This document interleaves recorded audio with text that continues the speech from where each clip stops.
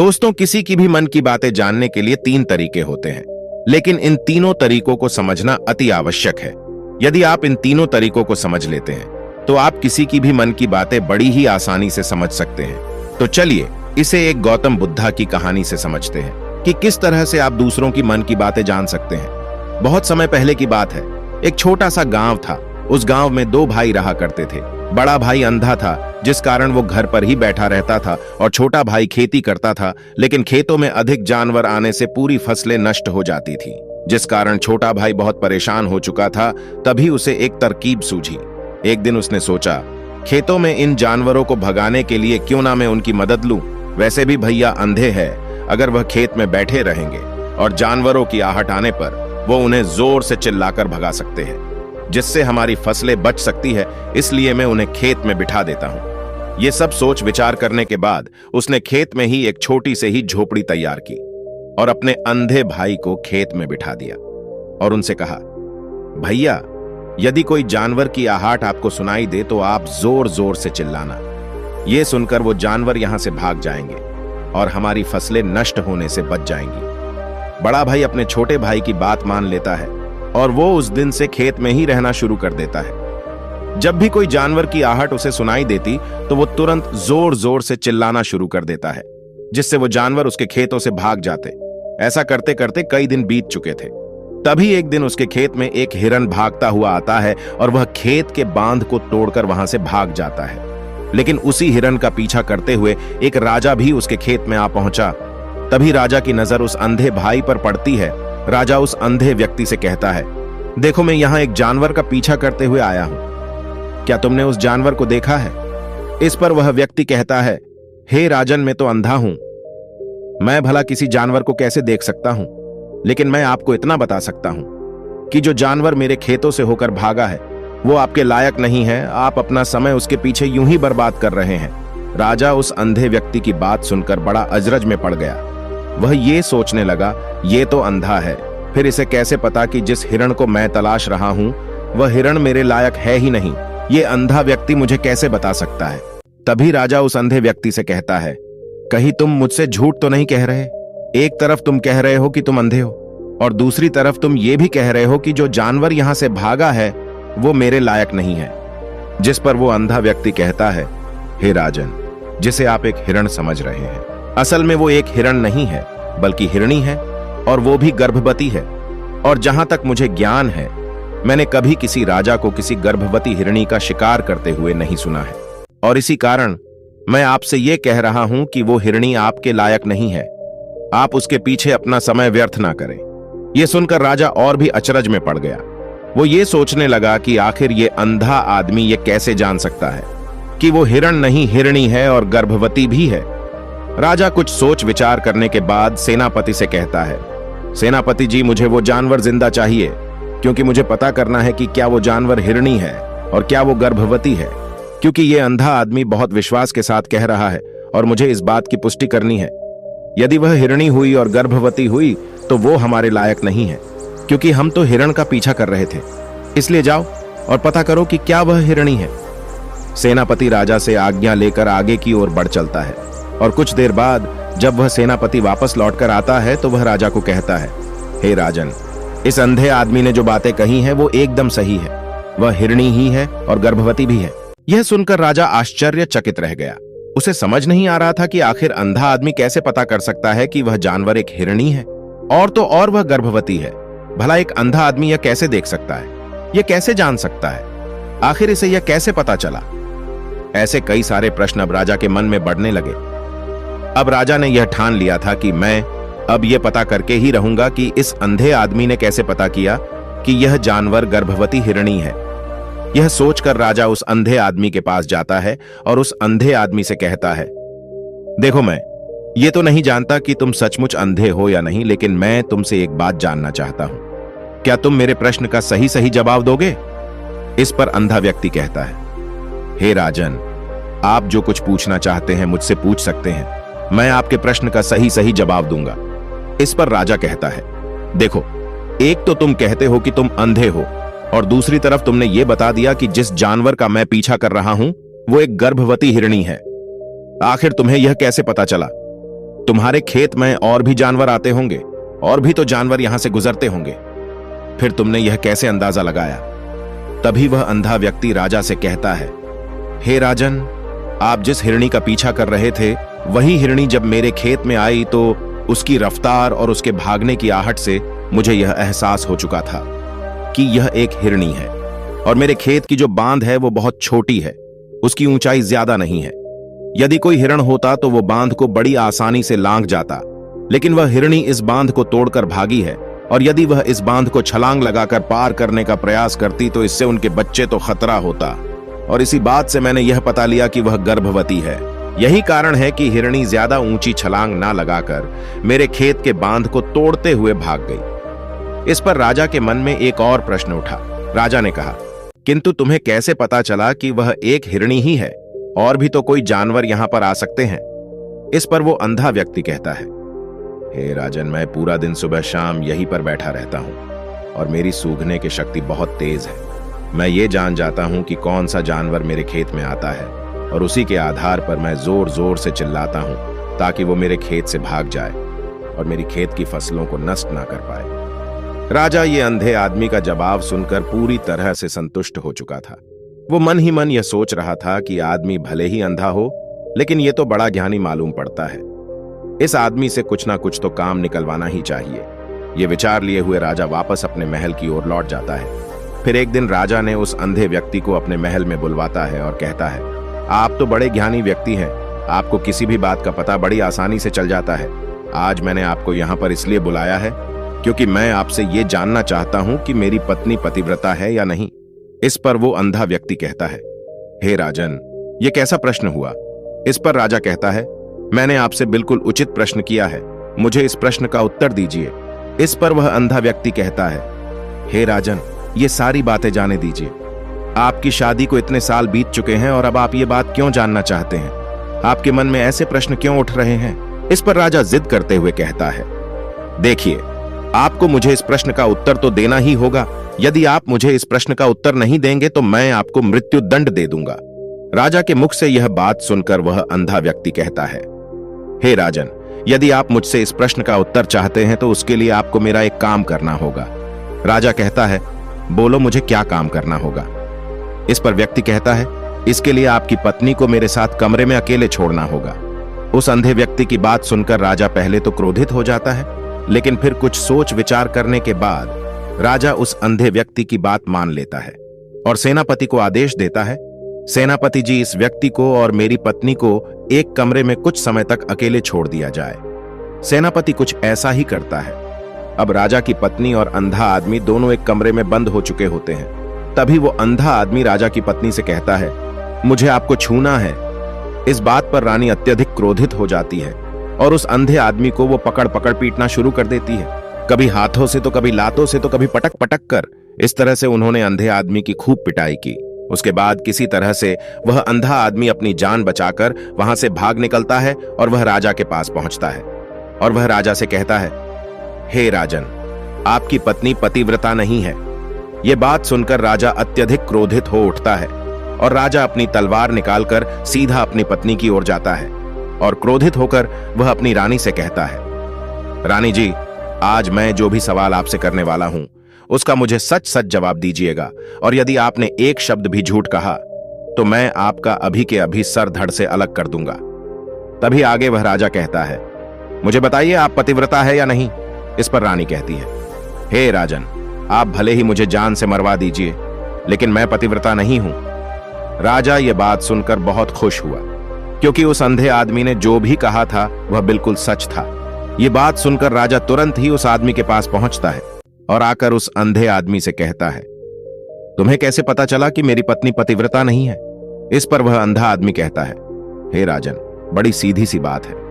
मैंने तो आपकी पत्नी से बस इतना ही कहा था कि मुझे आपको छूना है, और इस बात पर वह इतना क्रोधित हो उठी कि उन्होंने गुस्से में आकर मुझे लात घूंसे से पीटना शुरू कर दिया।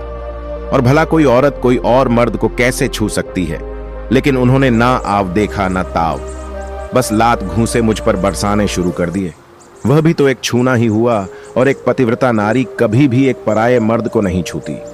जब मैंने उन्हें छूने के लिए कहा था तो वह उस वक्त मुझे मना भी कर सकती थी, लेकिन उन्होंने मुझे पीटना शुरू कर दिया और देखते ही देखते उन्होंने मेरे पूरे शरीर को छू लिया। अब आप ही बताइए, ऐसी स्त्री भला पतिव्रता कैसे हो सकती है? इस पर राजा कहता है, अच्छा ठीक है, चलो तुम मेरे एक प्रश्न का और जवाब दो। यदि तुमने मुझे इस प्रश्न का सही सही जवाब दे दिया तो मैं यहां से जाने दूंगा। आगे राजा उस अंधे आदमी से कहता है कि तुम मुझे ये बताओ, क्या मैं सच में अपने पिताजी का बेटा हूं या फिर किसी और का? इस पर वह अंधा व्यक्ति कहता है, हे राजन, इस बात से आपका क्या लेना देना? आप किसी की भी औलाद हो, आखिर आप है तो इस राज्य के राजा ही, इसलिए इस प्रश्न को जाने दीजिए। लेकिन राजा कहता है, नहीं, मुझे इस प्रश्न का सही सही जवाब चाहिए, अन्यथा यह प्रश्न मुझे हमेशा परेशान करता रहेगा। इसीलिए मैं इस प्रश्न का सही सही जवाब जानना चाहता हूं। यदि तुम इसका सही सही जवाब दे देते हो तो तुम यहां से जा सकते हैं, मैं तुम्हें नहीं रुकूंगा। इस पर अंधा आदमी कहता है, हे राजन, इसके लिए तो मुझे आपके मां के पास भी जाने की कोई आवश्यकता नहीं है। मैं आपको अभी अभी ये बता सकता हूं कि आप किसकी औलाद है, लेकिन उससे पहले मैं चाहता हूं कि आप मुझसे वादा करें कि आप मुझ पर क्रोध नहीं करेंगे। राजा ने कहा, मैं तुमसे वादा करता हूं कि मैं तुम पर क्रोध नहीं करूंगा। इसके बाद वह अंधा आदमी राजा से कहता है, हे राजन, आप है तो अपने ही पिता के पुत्र, लेकिन आप पर एक कंजूस सेठ की छाया पड़ी हुई है। यह सुनकर राजा बहुत क्रोधित हो उठा और राजा तलवार निकालकर अपनी मां के पास जाने लगा। वह वहां पर पहुंचने के बाद अपनी मां से कहता है, मां, मुझे सच सच बताइए, मैं अपने ही पिता का पुत्र हूं या नहीं? यदि आपने सही सही नहीं बताया तो मैं यहीं पर अपनी प्राण त्याग दूंगा। मुझे बताओ क्या सच है? इस पर उस राजा की मां कहती है, बेटा, तू है तो अपने ही पिता का पुत्र, लेकिन तुम्हारे ऊपर एक कंजूस सेठ की छाया पड़ी हुई है। जब मैं एक बार नहाने के बाद अपना मुंह आईने में देख रही थी, तभी उस कांच के पीछे मुझे एक कंजूस सेठ नजर आता है और उसी की छाया तुम पर पड़ चुकी है। यह सब सुनकर राजा खुश हो जाता है और राजा तुरंत दौड़कर उस अंधे आदमी के पास जाता है और उस अंधे आदमी से कहता है, तुम्हें कैसे पता चला कि मुझ पर एक कंजूस सेठ का छाया पड़ी हुई है?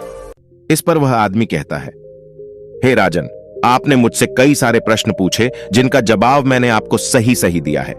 यदि कोई और राजा होता तो इसके बदले में मुझे ढेरों सारे इनाम मिल चुके होते, लेकिन अभी तक आपने मुझे एक फूटी कोढ़ी तक नहीं दी है। इस बात से ही मैंने अंदाजा लगा लिया था कि आप बहुत कंजूस हो। यह सब बात सुनकर राजा जोर जोर से हंसने लगा और कहता है, आप जो भी मांगेगे वह मैं आपको अवश्य दूंगा, लेकिन मुझे बताओ कि तुम्हें कैसे पता चल जाता है कि कौन सी बात सही है और कौन सी गलत? तुम किसी भी बात का एकदम सटीक और सही जवाब कैसे दे पाते हो? इस पर अंधा आदमी कहता है, हे राजन, मैं तो वैसे भी अंधा हूं। यदि मेरी आंखें होती तो मैं किसी की भी मन की बातें बड़ी सरलता से जान लेता। मन की एक भाषा होती है और यह भाषा मनुष्य के शरीर के व्यवहार के रूप में देखी जा सकती है। उसकी आंखों से, उसके होठों से, उसके काम करने के तरीके से, उसकी क्रियाओं से पता किया जा सकता है कि उसके मन में क्या चल रहा है। उसके आधार पर हम किसी के भी मन की बातें आसानी से जान सकते हैं, लेकिन मैं तो अंधा हूं, मैं देख नहीं सकता, इसलिए मैं क्रियाओं से देखता हूं। यदि मुझे कोई बात जाननी है तो अगले आदमी को कुछ काम देना पड़ता है, जिस पर वह व्यक्ति किस प्रकार काम करता है, किस तरीके से उस काम को करता है, उसके आधार पर ही मैं यह पता कर पाता हूं कि उसके मन में क्या चल रहा है। तभी वह राजा कहता है, तो इसका यह अर्थ हुआ कि मैं भी किसी के भी मन की बात जान सकता हूं। इस पर वह अंधा आदमी कहता है, हे राजन, अवश्य आप भी किसी की भी मन की बात जान सकते हैं, किंतु उससे पहले आपको खुद के ऊपर काम करना होगा और वह काम है अपने मन को शांत करना, अपने मन को वर्तमान में लाना होगा, जिसके लिए मैं आपको 3 तरीके बताने वाला हूं और ये तीनों तरीके आसान और सरल हैं। उससे पहले आपको एक काम करना होगा, अपने मन को एकाग्र करना होगा। जब हम अपने मन को एकाग्र करते हैं, अपने मन को वर्तमान में लाते हैं, तो है दूसरों की मन की बात जान सकते हैं, क्योंकि वह आदमी अभी भी अपने मन में वर्तमान में सोच रहा है और हमें भी अपने मन को वर्तमान में लाना होगा। तभी हम उसके मन की बातें आसानी से जान सकते हैं। यदि हम अतीत में की गई घटनाओं के बारे में सोच रहे हैं, तो वह जो अगला आदमी वर्तमान में सोच रहा है, वर्तमान में अपने मन में सोच रहा है, वह हम कैसे जान पाएंगे? क्योंकि हम तो अतीत की घटनाओं के बारे में डूबे हुए हैं। इसलिए किसी की भी मन की बात जानने के लिए सबसे पहले हमें हमारे मन को एकाग्र करना होगा, उसे वर्तमान में लाना होगा।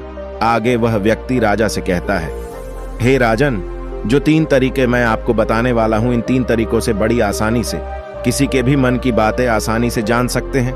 उसके बाद वह अंधा आदमी राजा से कहता है, हे राजन, जो सबसे पहला तरीका है वो है आंखों पर ध्यान देना। किसी व्यक्ति से बात करते वक्त उसकी आंखों में देखना, उसकी आंखों पर ध्यान देना जो सबसे ज्यादा जरूरी है, क्योंकि आंखें बोलती नहीं पर बहुत कुछ कह जाती है। यदि हम किसी व्यक्ति के आंखों के इशारों को समझना सीख जाए तो हम यह जान पाएंगे कि व्यक्ति के दिमाग में क्या चल रहा है, वह क्या सोच रहा है और अभी वह क्या करने वाला है। मेरे पास आंखें नहीं हैं, लेकिन मैंने अपने गुरु से यह विद्या सीखी है, क्योंकि बहुत सालों पहले मेरे पास आंखें थीं और मैं उस वक्त लोगों की मन की बातें केवल उनकी आंखों से ही जान लेता था। इसलिए यदि आप भी दूसरों की मन की बातें आसानी से जानना चाहते हैं तो आपको भी उनकी आंखों पर गौर करना चाहिए, जैसे कि उनका आकार क्या है, वह कब, कहां और किधर देख रहे हैं। यदि उसकी आंखें यहां वहां घूम रही है, जब आप उससे बातें कर रहे हैं तो वह अपनी आंखों को इधर उधर मोड़ रहा है, कभी ऊपर तो कभी नीचे या कभी आसपास, या फिर उसकी आंखें खुश नजर आ रही है या फिर आंखें निराश नजर आ रही है। जैसे कि जब चोर होता है, उसकी आंखों में जब हम देखते हैं तो हमें यह पता चलता है कि अगले आदमी ने कोई गलती की है। ठीक उसी प्रकार जब हम किसी चालाक व्यक्ति की आंखों में देखते हैं तो आपको पता चलेगा कि उसकी आंखों में एक भाषा होती है। एक बहुत है सीधा और आसान तरीका होता है। यदि आपको यह पता लगाना है कि सामने वाला व्यक्ति आपसे झूठ कह रहा है या फिर सही, तो आपको उसकी आंखों पर ध्यान देना अति आवश्यक है। यदि आपसे बात करते व्यक्ति अपनी आंखें यहां वहां घुमा रहा है, ऊपर नीचे, इधर उधर, दाएं बाएं, हर जगह देख रहा है, तो इसका अर्थ यह हुआ कि वह उस बात से निकलने का कोई रास्ता ढूंढ रहा है। यदि सामने वाला व्यक्ति आपसे झूठ कहने का प्रयास कर रहा है तो वह आपसे नजर नहीं मिलाएगा। वह यहां वहां देखेगा, ऊपर नीचे देखेगा, लेकिन वह आपकी आंखों में आंखें डालकर कभी नहीं देख पाएगा, क्योंकि उसे डर है कि यदि उसने आपकी आंखों में आंखें डालकर देखी तो उसका झूठ पकड़ा जाएगा और लोगों को सच्चाई का पता चल जाएगा। और इसी प्रकार कुछ और भी भाषाएं होती हैं। जब आप किसी के आंखों में आंखें डालकर यह देखना शुरू कर देंगे कि उसके हाव भाव क्या है, ठीक इसी प्रकार चेहरे के हाव भाव होते हैं, जिससे हम मन की बातें बड़ी आसानी से समझ सकते हैं, और इन्हें भी समझना बहुत जरूरी है। कभी कभी कोई व्यक्ति अपने चेहरे से, जैसे आंख, होंठ और बहुत से कुछ ऐसे अलग अलग व्यवहार करता है। यदि आप किसी व्यक्ति के चेहरे में गौर करेंगे तो आप आसानी से समझ पाएंगे कि वह व्यक्ति निराश है, जब व्यक्ति बहुत उदास है या फिर बहुत खुश है या फिर उसे कोई बहुत बड़ा दुख है, वह अपने अंदर क्या महसूस कर रहा है। ये सारी बातें हम उसके चेहरे के हाव भाव से पता कर सकते हैं, फिर चाहे इंसान जुबान से कुछ बोले या ना बोले, लेकिन आप उसके चेहरे से सब कुछ पता कर सकते हैं। आगे व्यक्ति राजा को तीसरा तरीका बताते हुए कहता है, हे राजन, इसी प्रकार तीसरी भाषा भी है, अर्थात तीसरा तरीका भी है, और वह है हाथों के इशारे और शरीर का व्यवहार। मन की बात समझने के लिए हमें हाथों के इशारे और शरीर का व्यवहार को समझना बहुत आवश्यक है। कोई व्यक्ति जब बात करता है तो आपने देखा होगा वह अपने हाथों को हिलाता रहता है, अपने हाथों से इशारा करता रहता है। बातों के साथ साथ अपने शरीर का जो व्यवहार है, अर्थात बॉडी लैंग्वेज, उसका भी पूरा उपयोग करता है, जिससे हमें यह पता चल पाता है कि वह व्यक्ति हमारे बातों पर कितना ध्यान दे रहा है और उसके मन में क्या चल रहा है। शरीर के व्यवहार को देखने के लिए उसके हाथ मटकाने, शरीर मटकाने और चेहरे पर बार बार हाथ लगाना, हाथों का एक दूसरे से मसलना, ऐसी बहुत सी क्रियाएं होती हैं। उस पर हमें ध्यान देना अति आवश्यक है। मन की बात को समझने के लिए हमें शरीर के व्यवहार को भी समझना पड़ता है। यदि हम इन 3 तरीकों को सही तरीके से ध्यान देकर इन 3 तरीकों को अच्छे से समझ लेते हैं तो हम बहुत जल्दी किसी के भी मन की बातें बड़ी सरलता और सहजता से जान सकते हैं। इसीलिए यदि आपको किसी के भी मन की बातें जाननी है तो आपको उसकी आंखों पर, चेहरे पर, उसके शरीर के हाव भाव को और हाथों को ध्यानपूर्वक देखना और समझना होगा, जिससे आप यह समझ पाएंगे कि आखिरकार उसके मन में क्या चल रहा है और वह क्या सोच रहा है। लेकिन उससे पहले आपको अपने मन को एकाग्र करना होगा, शांत करना होगा और अपने मन को वर्तमान में लाना होगा। तभी आप उस व्यक्ति की इन सब क्रियाओं पर ध्यान दे पाएंगे, उन्हें समझ पाएंगे। अन्यथा आप यदि अतीत की घटनाओं में व्यस्त है, भविष्य की योजनाओं में व्यस्त है, तो आप उस व्यक्ति के हाव भाव पर कभी ध्यान नहीं दे पाएंगे और ना आप कभी ये समझ पाएंगे कि आखिर उस व्यक्ति के मन में क्या चल रहा है, वो क्या सोच रहा है।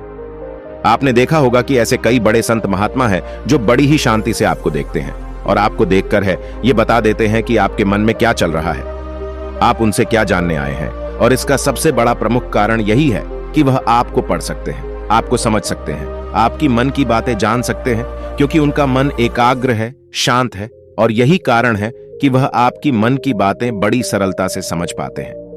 यदि आपने अब तक पूरी कहानी को सुना है तो मैं आपसे एक छोटा सा अनुरोध करना चाहता हूं। कृपया इस चैनल को सब्सक्राइब करें ताकि मैं आपके लिए और भी ऐसे ही ज्ञान से भरपूर कहानियां लेकर आ सकूं। नमो बुद्धाय। मिलते हैं एक नई कहानी के